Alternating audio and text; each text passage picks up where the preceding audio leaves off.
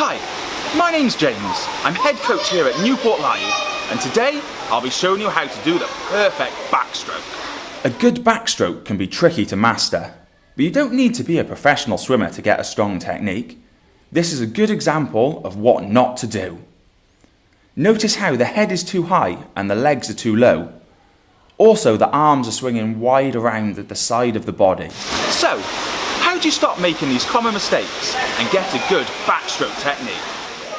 To do the perfect backstroke, your head should be in neutral alignment, facing straight up to the ceiling, and the hips and legs must be at the surface of the water.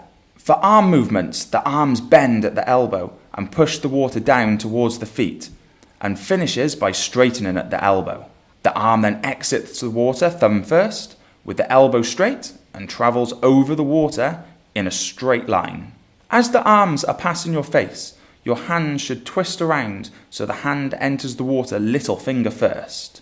Like front crawl, the arms are alternating and should always be opposite to each other. Also like front crawl, the leg kick is initiated from the hip, with relaxed knees and floppy ankles. And that's it! Put all those steps together and you'll be swimming backstroke better in no time.